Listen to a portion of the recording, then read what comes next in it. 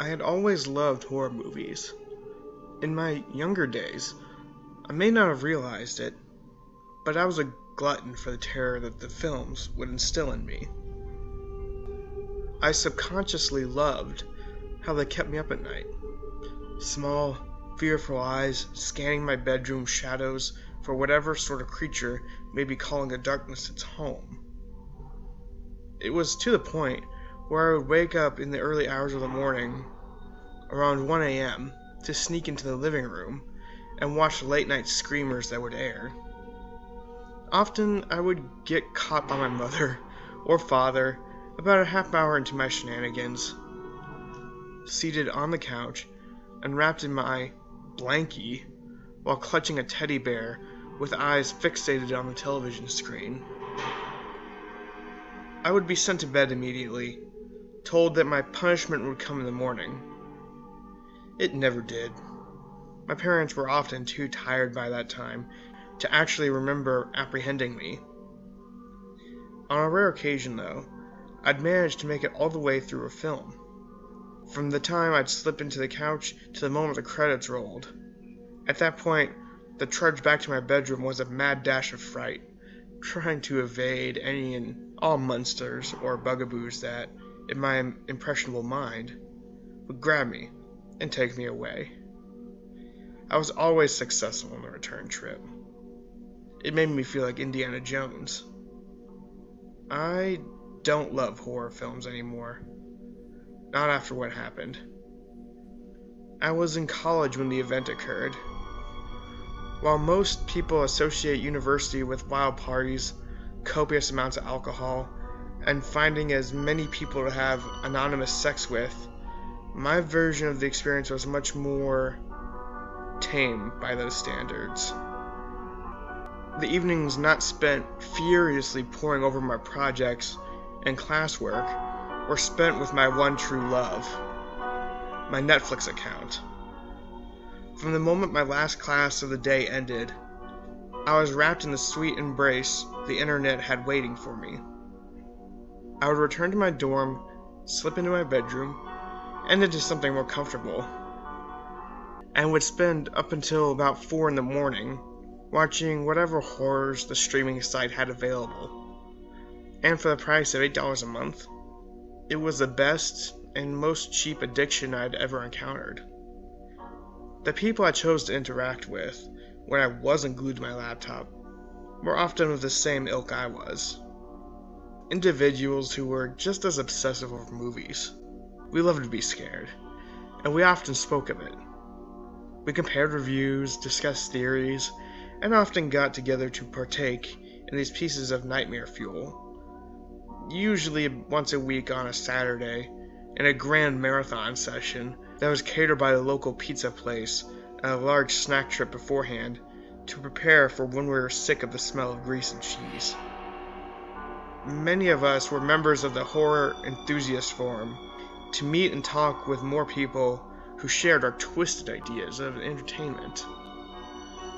I've since removed myself completely from that site. Due to the vast duration of time that I'd been on my Netflix account, I'd practically exhausted their selection of movies to stream that were of my tastes. I'd watched the classics, the cult favorites, the flops, the silent, the screamers, the spookers, the slashers, the foreign. Short of paying extra for a DVD plan, my partner in crime was becoming repetitive. I'd even resorted to watching the 1-stars. The films that were too terrible to even consider horror, but still somehow made the list. Filled with poorly crafted CG effects that were more terrifying than the monsters they were trying to scare me with, I lamented this to my forum mates, complaining of the lack of fresh choices upon the site that filled my browser history. Many of my friends from school were having the same problem, and were voicing their woes with the same thread that I had begun. Looking back on it, I realize now that this was the worst mistake I could have ever made. Had I not started that thread, some of us might have still remained among the living, finding new ways to garner our thrills. Scream Queen 69, her username from the forum, as I won't refer to anyone by their true name to protect them, had approached us at the meeting grounds the following day. Our usual location of gathering was behind a campus building, an area of concrete that sloped downwards to a door that we all assumed led to the art department basement. As our group sat and talked, Scream Queen had arrived. Looking a little worse for wear, there were dark circles under her eyes. She looked tired and her face was quite pale. This was odd because she often looked so bright and sun-kissed, so full of energy. She had said that shortly before she posted on the forums the night before, she'd been contacted by another member asking if she wanted to watch something that, as she spoke, and gave air quotes with her fingers, would change the genre for her forever, and then proceeded to send her a link to an obscure site she'd never heard of before. Tween Wolf rolled his eyes, suggesting that they were only trying to suggest a film for her to watch, and that she was being crazy for ignoring them. I was growing concerned, however, as she recounted that though she had originally ignored the person, they sent her messages constantly afterwards. They started out mild enough, along the lines of, "Did you watch it?" and "What did you think?" And as the night went on, they got more violent. Scream Queen showed me the chat history, and towards the end, it seemed that her chat partner, named Behind You, all the I's replaced with a Y, was getting more and more agitated. The messages were becoming desperate. "Did you click the link yet? You should click the link. You won't regret it. Click the link. Click on the damn link already. Click the link! Click the link! Click the link! Click the link! Click the link! Click the link! Click the link! Click the link! Click the link!" It was at that point that I grew incredibly concerned for my friend. No one else had received these messages.